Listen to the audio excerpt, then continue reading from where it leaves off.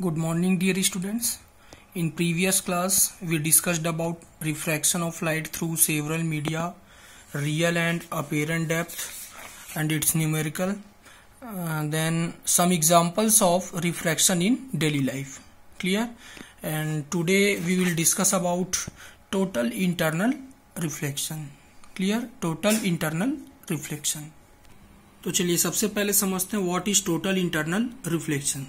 तो total internal reflection क्या होता है? रिफ्रैक्टिंग सरफेस से इंसिडेंट रेस का रिफ्लेक्ट होना। ठीक है, रिफ्रैक्टिंग सरफेस से रिफ्लेक्ट होने का जो फिनोमिना है उसको अपन क्या बोलते हैं? Total internal reflection. जनरली अपन रिफ्लेक्शन अपन किस में देखते हैं? मिरर वगैरह में देखते हैं, लेकिन अपन ट्रांसपेरेंट सरफेस में भी देख सकते हैं कि रिफ्लेक्शन होता है, जिसको अपन क्या बोलते हैं? Total internal reflection. चलिए देखते हैं कैसे होता है, कैसे पॉसिबल होता है ये। तो ये दो कंडीशन है टोटल इंटरनल रिफ्लेक्शन के लिए। First condition, light should be travel from denser medium to rare medium. Clear है? ये दोनों कंडीशन सेटिस्फाई होना चाहिए, तभी टोटल इंटरनल रिफ्लेक्शन का फिनोमेना होगा। ठीक है। सेकंड कंडीशन क्या है? Angle of incidence should be greater than critical angle. Clear? Light should be travel from denser to rare and angle of incidence should be greater than critical angle. ये दो condition है। पहला condition तो आपको सबको समझ में आ गया होगा, जो लाइट है वो denser to rare medium travel करना चाहिए। रेयर टू डेंसर में टोटल इंटरनल रिफ्लेक्शन पॉसिबल नहीं है। और दूसरा, angle of incidence should be greater than critical angle. अब ये क्रिटिकल एंगल क्या होता है इसको समझते हैं। क्या होता है critical angle? It is an angle of incidence. मतलब क्रिटिकल एंगल एक तरह से एंगल ऑफ इंसिडेंस ही है I, for which angle of refraction is 90 degree. लेकिन इस कंडीशन में जो एंगल ऑफ रिफ्रैक्शन हो कितना होना चाहिए? 90 डिग्री। तो कोई भी कंडीशन में जब एंगल ऑफ इंसिडेंस का जो वैल्यू होगा उसको क्रिटिकल एंगल बोलेंगे। कब? जब उस वैल्यू के लिए एंगल ऑफ रिफ्रैक्शन कितना हो? 90 डिग्री। क्लियर? चलिए यहां से समझते हैं। यहां से दो तरह का मीडियम है, ये है रेयर मीडियम और ये है डेंसर मीडियम। क्लियर? अब यहां से ये जो है इंसिडेंट रे है, ठीक है। अब यहां से ये जो लाइन दिख रहा है वो क्या है? नॉर्मल। नॉर्मल का मतलब क्या होता है? Perpendicular to the surface. तो ये सरफेस है, ठीक है, तो इसका परपेंडिकुलर। अब देखिए यहां से जो इंसिडेंट रे है ऐसा जा रही है, कौन सी मीडियम से कौन सी मीडियम में? Denser to rare. ठीक है, जो कि फर्स्ट कंडीशन है किसके लिए? टोटल इंटरनल रिफ्लेक्शन के लिए। अब यहां से क्या होगा? जब डेंसर टू रेयर जाती तो आपको रूल पता होगा किधर बेंड होती है? Away from the normal. तो ये गई और ये इधर away from the normal bend हो गई। अगर मीडियम चेंज नहीं होती तो ऐसा जाती स्ट्रेट लाइन में। अब यहां से क्या हो गई? बेंड हो गई अवे फ्रॉम दी नॉर्मल। ये रहा I1 और उसके लिए फिर ये रहा R1, एंगल ऑफ इंसिडेंस और एंगल ऑफ रिफ्रैक्शन। अब अपन क्या काम करते हैं? आई को थोड़ा सा बढ़ाते हैं। क्लियर? तो यहाँ पे देखिए अपन क्या कर दिए? आई का वैल्यू थोड़ा सा इंक्रीज कर दिए। ये है दूसरी वाली इंसिडेंट रे, ठीक है। यहाँ से एंगल कितना है? I2। क्लियर? अब यहाँ से फिर से क्या होगा? रिफ्रैक्शन का फिनोमेना होगा। किधर बेंड होगी? अवे फ्रॉम दी नॉर्मल, क्योंकि डेंसर टू रेयर है। तो यहाँ से देखिए अवे फ्रॉम दी नॉर्मल, ये रिफ्रैक्टेड रे है इस इंसिडेंट रे के लिए। अब यहाँ पे जो एंगल है वो कितना बनेगा? R2। ठीक, फिर से अपन क्या काम करते हैं? I2 को आई को इंक्रीज कर देते हैं। क्लियर? यहाँ पे देखिए हमने क्या किया? आई को और इंक्रीज कर दिया और यहाँ से ये I3। ठीक है। अब उस कंडीशन के लिए फिर से away from the normal bend होगी और ये इतने बेंड हो गई, जो रिफ्रैक्टेड रे है इतना बेंड हो गई। तो इतना बेंड होने के बाद यहाँ पे जो एंगल ऑफ रिफ्रैक्शन है वो कितना डिग्री है? यहाँ पे 90 degree. Clear? Angle of refraction का वैल्यू कितना है? 90 डिग्री। अब इस कंडीशन पे इसको अपन नॉर्मल आई नहीं बोलेंगे, अब इसको अपन क्या बोलेंगे? IC बोलेंगे। इसको क्या बोलेंगे? IC। ठीक है। तो ये जो IC है उसी को अपन क्या बोलते हैं? Critical angle. ठीक है, जिसके लिए एंगल ऑफ रिफ्रैक्शन कितना डिग्री है? 90 डिग्री। अब देखिए अपन आई को और इंक्रीज करते हैं। किससे ज्यादा? IC से भी ज्यादा। तो IC से ज्यादा ऐसा करेंगे तो यहाँ पे ये वाला जो एंगल रहेगा वो IC से भी ज्यादा एंगल ऑफ इंसिडेंस का। अब उस कंडीशन के लिए फिर से एंगल ऑफ रिफ्रैक्शन ऐसा कुछ रहेगा। ठीक है, ये क्योंकि आईसी में इतना था 90 डिग्री, तो अब आईसी से अगर ज्यादा है आई का वैल्यू तो यहाँ पे एंगल ऑफ जो रिफ्रैक्शन है 90 से ज्यादा रहेगा, और यहाँ से इस तरह से ये मोर देन 90। अब देखिए यहाँ से आई का जो वैल्यू है आईसी से ज्यादा हो गया, तो यहाँ पे रिफ्रैक्शन नहीं हो रहा है, क्या हो रहा है, रिफ्लेक्शन, क्योंकि रिफ्लेक्शन में सेम मीडियम में रिटर्न हो जाती है, ठीक है, जो रेस है वो सेम मीडियम में रिटर्न हो जाती है। तो इस फिनोमेना को अपन क्या बोलते हैं, टोटल इंटरनल रिफ्लेक्शन। देखिए दोनों कंडीशन सेटिस्फाई हो रहे हैं। Light should be travel from denser to rare, यहाँ पे देख सकते हैं डेंसर टू रेयर, और यहाँ पे दूसरा क्या, angle of incidence should be greater than critical angle. देखो यहाँ से जो ये वाला एंगल ऑफ इंसिडेंस है वो क्रिटिकल एंगल से भी ज्यादा है, ठीक, आईसी से ज्यादा है, तो उसके लिए यहाँ पे टोटल इंटरनल रिफ्लेक्शन।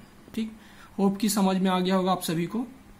चलिए अब देखते हैं एक छोटा सा derivation, relation between refractive index and critical angle. Clear. चलिए पहले थोड़ा सा डायग्राम को समझ लेते हैं। हमने एक कंटेनर में वाटर लिया है और उस वाटर से इस डायरेक्शन से, लेफ्ट साइड से इस डायरेक्शन से अपन क्या करते हैं, एक लाइट बीम को पास करते हैं टॉर्च से, ठीक है।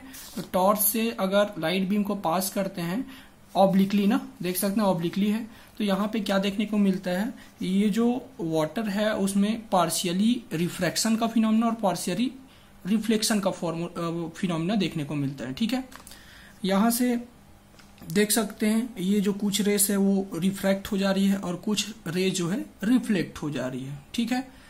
अब यहाँ से इसको मैथमेटिकली समझते हैं, relation between refractive index and critical angle. ठीक, तो सबसे पहले डायग्राम से देखिए डब्ल्यू म्यू ए, क्योंकि जो रेस है कहां से कहां जा रही है, वाटर टू एयर, तो डब्ल्यू म्यू ए। तो यहाँ पे जो एंगल बनेगा वो क्या बोलेंगे, इसको आई, यहाँ पे जो एंगल बनेगा उसको क्या बोलेंगे, आर। ठीक, तो स्नेल्स लॉ से W mu A is equal to sine I upon sine R, equation number first.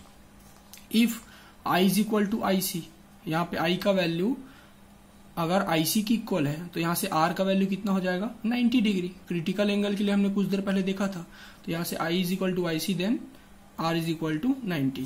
तो इक्वेशन नंबर फर्स्ट से क्या हो जाएगा, W mu A is equal to sine I का वैल्यू क्या, आई सी, तो आर का वैल्यू कितना 90, साइन 90 कितना होता है 1, तो यहाँ से W mu A is equal to कितना हुआ, sine I C, equation number second. But principle of reversibility से आपको पता होगा W mu A is equal to A mu W, यहां से देख सकते हैं W mu A is equal to 1 upon A mu W. अब इस वैल्यू को यहाँ पे पुट करते क्वेश्चन नंबर सेकंड में, तो क्या हो जाएगा, यहाँ से डब्ल्यू म्यू ए को क्या लिख सकते हैं, 1 upon A mu W is equal to sine I C. अब A mu W right side में और साइन आई सी लेफ्ट में, ठीक है, तो डिनोमिनेटर में चला जाएगा, तो फाइनली क्या आएगा, ये इधर चला जाएगा, तो A mu W is equal to, उसको म्यू भी बोल सकते हैं, ठीक है। ए म्यू डब्ल्यू का मतलब क्या, refractive index of water with respect to air, और एयर वैक्यूम से कंपैरिजन करते हैं उसको क्या बोलते हैं, एब्सोल्यूट। तो एब्सोल्यूट में मेंशन करने की जरूरत नहीं है, तो इसको ऐसा भी लिख सकते हैं, क्लियर। तो म्यू इज इक्वल टू क्या हुआ, 1 अपॉन साइन आई सी। अब यहां से कंक्लूजन क्या मिल रहा है अपने को, कोई भी मटेरियल का अगर रिफ्रैक्टिव इंडेक्स ज्यादा है तो उसके लिए क्रिटिकल एंगल कम होगा, और किसी भी मटेरियल का रिफ्रैक्टिव इंडेक्स कम है तो उसके लिए क्रिटिकल एंगल ज्यादा होगा, क्लियर। यहाँ पे छोटा सा न्यूमेरिकल दिया हुआ है, find the speed of light in which critical angle is 45 degree. तो यहाँ पे आई सी का वैल्यू गिवन है और अपना सी का वैल्यू जो फिक्स होता है 3 × 10⁸ मीटर पर सेकेंड, क्लियर। तो यहाँ से sine I C is equal to क्या हो गया, वी अपॉन सी। ए कहाँ से आया, तो mu is equal to C upon V होता है, और sine I C is equal to 1 upon mu, ठीक है। तो यहाँ से 1 अपॉन म्यू की जगह पे अपन क्या लिख सकते हैं, वी अपॉन सी। तो वी इज इक्वल टू क्या हो जाएगा, सी इंटू साइन आई सी। सी का वैल्यू और साइन आई सी आपने को पता है, दोनों को मल्टीप्लाई किए, तो यहाँ से इस तरह से स्पीड कितना आ गया, 2.1 × 10⁸, ठीक है। ये स्पीड ऑफ लाइट है कहाँ पे, जिसके लिए क्रिटिकल एंगल 45 डिग्री है उस मीडियम के लिए। अब डिपेंडेंस ऑफ क्रिटिकल एंगल, तो यहाँ से किस पे डिपेंड करता है, ऑन द कलर और वेवलेंथ, ठीक है। हर एक कलर का अपना अपना एक वेवलेंथ होता है, और वेवलेंथ का सीधा कनेक्शन किससे होता है, रिफ्रैक्टिव इंडेक्स से होता है। आपको पता होगा ये वाला relation, mu is inversely proportional to wavelength, ठीक है, लैम्डा। तो यहाँ से क्या हो जाएगा, वॉयलेट कलर के लिए जो रिफ्रैक्टिव इंडेक्स है वो मैक्सिमम होता है, तो उसके लिए क्रिटिकल एंगल क्या होगा, मिनिमम। और रेड कलर के लिए रिफ्रैक्टिव इंडेक्स मिनिमम होता है, तो उसके लिए क्रिटिकल एंगल मैक्सिमम, ठीक है। उसके बाद on the pair of media, on the pair of media मतलब अगर जो लाइट है वो कौन से मीडियम से कौन से मीडियम में जा रहा है इस पे भी डिपेंड करता है, ठीक है। मीन्स अगर एयर टू ग्लास जाती है तो उसके लिए क्रिटिकल एंगल अलग होगा और वाटर टू ग्लास के लिए अलग होगा, क्योंकि यहाँ से रिफ्रैक्टिव इंडेक्स का वैल्यू चेंज हो जाता है और रिफ्रैक्टिव इंडेक्स का वैल्यू चेंज हुआ मतलब क्रिटिकल एंगल का वैल्यू भी क्या हो जाएगा, चेंज हो जाएगा, ठीक है। यहाँ से आप देख सकते हैं डिफरेंट मीडिया का जो रिफ्रैक्टिव इंडेक्स है वो डिफरेंट होता है।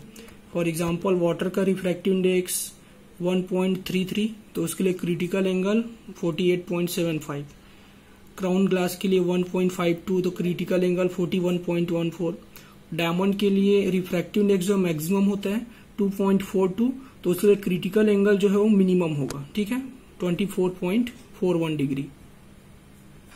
अब अपने को डेली लाइफ में टोटल इंटरनल रिफ्लेक्शन का कुछ एग्जाम्पल देखने को मिलता है। उसमें से फर्स्ट है ब्रिलियंस ऑफ डायमंड्स, ठीक है। डायमंड्स को जब अपन देखते हैं तो बहुत ही ज्यादा शाइनी रहता है उसका जो सरफेस है वो। चलिए इसको समझते हैं। देखिए यहाँ से ये रहा डायमंड, ठीक है।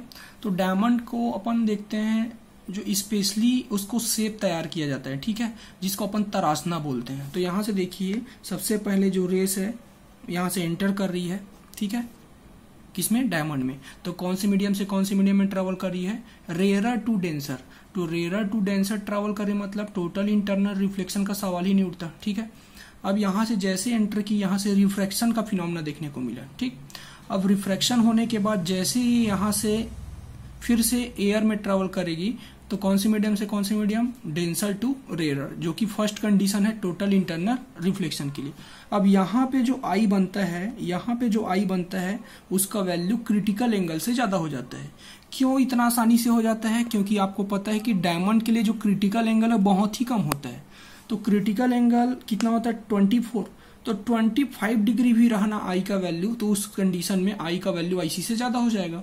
तो ये क्या हो जाएगा, रिफ्रैक्ट ना होके रिफ्लेक्ट हो जाएगा, ठीक है, टोटल इंटरनल रिफ्लेक्शन। ये हुआ रिफ्लेक्ट।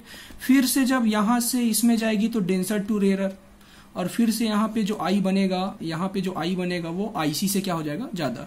तो रिफ्रैक्ट ना होके फिर से क्या हो जाएगी, रिफ्लेक्ट हो जाएगी। ये हुई। यही फिनोमेना फिर से होगा, आई का वैल्यू आईसी से ज्यादा, फिर से क्या होगा, रिफ्लेक्शन होगा, टोटल इंटरनल रिफ्लेक्शन।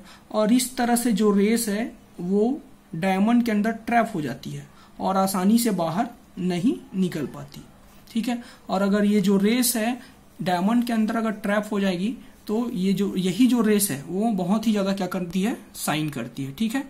और यही रीजन है कि जो डायमंड है उसमें बहुत ही आसानी से शाइन बनता है, ठीक है। और ये एग्जांपल है shining of air bubble in water. तो यहाँ से वाटर के अंदर अगर एयर बबल है तो वो भी थोड़ा सा साइन करता है। देख सकते हैं यहाँ से इंसिडेंट रे है, कौन से मीडियम से कौन से मीडियम में जाएगी, डेंसर टू रेयर, ठीक है, क्योंकि इसके अंदर एयर है। यहाँ फिर से आई का वैल्यू आईसी से ज्यादा होगा और डेंसर टू रेयर है, टोटल इंटरनल रिफ्लेक्शन का फिनोमेना देखने को मिलेगा। और यहाँ से जब अपन देखेंगे तो ये जो एयर बबल है वो क्या होगा, साइन करता हुआ दिखाई देगा, ठीक। और ये जो एग्जाम्पल गिवन है वो भी लगभग सेम ही है, ठीक है, इसको आप रीड करिएगा खुद से। एक और जो मोस्ट इम्पॉर्टेंट एग्जाम्पल्स है मिराज, ठीक है। मिराज अपन क्लास 10th में भी पढ़ चुके हैं, एक बार फिर से समझने का कोशिश करते हैं। तो ये जो मिराज का फिनोमेना है वो जनरली अपने को डिजर्ट एरिया, रेगिस्तान में देखने को मिलता है। वहाँ होता क्या है, यहाँ से जो एक ऑब्जर्वर रहता है, ठीक है, वो ऑब्जर्वर को सामने एक ट्री दिखाई देता है, ठीक है। अब वो जो ट्री है उसका जो फोटोकॉपी है जस्ट नीचे दिखाई देता है, ठीक है, ये जस्ट फोटोकॉपी नीचे दिखाई देता है। तो ये जो जनरली ऐसा फोटोकॉपी जो दिखाई देना वो कहाँ पास होता है, जहाँ पे वाटर वगैरह का कोई सोर्स हो, ठीक है, नदी तालाब के किनारे अपने जो ट्री वगैरह है तो उसका इमेज जस्ट नीचे दिखाई देता है। तो यहाँ से जो ऑब्जर्वर है उसको जब यहाँ पे फोटोकॉपी उसका दिखाई देता है तो ये भ्रम हो जाता है कि जरूर यहाँ पे कोई वाटर का क्या है, सोर्स है, ठीक है। और डिजर्ट एरिया में वाटर का सोर्स मिलना मतलब बहुत बड़ी बात है और बहुत अच्छी बात है, ठीक है। तो उसको एक भ्रम होता है, ऑप्टिकल इल्यूजन होता है। तो वो क्या काम करता है, उस ट्री के पास जाता है वाटर लाने के लिए। तो जैसे ही वो पास जाता है ट्री के तो उसको क्या देखने को मिलता है, यहाँ पे कोई भी वाटर का सोर्स नहीं है और ये जो इमेज है वो भी दिखना क्या हो जाता है, बंद हो जाता है। दूर से दिखाई देता है, पास जाती ये गायब हो जाता है। तो ये जो ऑप्टिकल इल्यूजन है उसको अपन क्या बोलते हैं, मिराज। अब ये ऐसा क्यों होता है, तो उसके पीछे का जो रीजन है वो क्या है, टोटल इंटरनल रिफ्लेक्शन। देखिए यहां से होता क्या है, ये जो अपन बात करते हैं कि जो डिजर्ट एरिया में समर सीजन में यहां से डिफरेंट एयर के लेयर्स हैं, यहां से अलग, ठीक है, अलग अलग हाइट का, ठीक है। तो अपन लगभग 5 से 10 मीटर हाइट की बात करते हैं। तो 5 से 10 मीटर हाइट में क्या रहेगा, यहाँ का जो सरफेस रहेगा वो सैंड रहेगा बहुत सारा। तो सैंड क्या है, बहुत जल्दी गर्म हो जाता है, बहुत ही ज्यादा हॉट रहता है। तो उसके कांटेक्ट में जो रहने वाला एयर के लेयर्स हैं, ठीक है, तो वो ज्यादा गर्म रहेगा और जैसे उसका जो एयर ऊपर जाते जाएगा थोड़ा सा कम गर्म रहेगा। अपन ज्यादा हाइट की बात नहीं कर रहे, पूरे एटमॉस्फेयर को नहीं ले रहे हैं, एक सर्टेन हाइट मतलब 5 to 7 मीटर की बात कर रहे हैं। तो जो सैंड के कांटेक्ट में जो एयर रहेगा वो थोड़ा सा गर्म रहेगा ज्यादा, तो यहाँ से रेयर रहेगा और थोड़ा सा हाइट ऊपर जाने पे वो डेंसर होता जाएगा। क्लियर। अब देखिए यहाँ से जो रेस है वो आ रही है। अब रेस कहाँ से आ रही होगी, इधर से सन से आ रही है रेस और रिफ्लेक्ट होके सभी डायरेक्शन में रिफ्लेक्ट होती है, ठीक है। तो अपन एक रेस ले लेते हैं, यहां से जो रेस आ रही है, अब ये कौन सी मीडियम से कौन सी मीडियम में ट्रेवल कर रही है, डेंसर टू रेयर मीडियम, ठीक है। अब ये क्या होगा, यहां से जो एंगल ऑफ इंसिडेंस बनेगा वो क्या है, क्रिटिकल एंगल से ज्यादा होगा, आईसी से ज्यादा होगा। तो ये जो रेस है वो रिफ्रैक्ट ना होके क्या हो जाएगी, रिफ्लेक्ट, इस डायरेक्शन में रिफ्लेक्ट। और ये रहा ऑब्जर्वर, तो ऑब्जर्वर के आईस में ये वाली जो रेस है वो आ रही है, ठीक है। अब ये वाली जो रेस है कहां से आ रही है, तो इसको पीछे ले जाने से यहां से आ रही है, ठीक है। तो मतलब जो यहाँ पे स्ट्रक्चर दिख रहा है उसका सेम फोटोकॉपी यहाँ पे दिखाई देता हुआ अपीयर होगा और ऐसी सभी डायरेक्शन में होगा, ठीक है। तो ये होता है मिराज का फिनोमेना, ठीक। ओके, नेक्स्ट क्लास में अपन देखेंगे application of total internal reflection, ठीक है। Okay, thank you.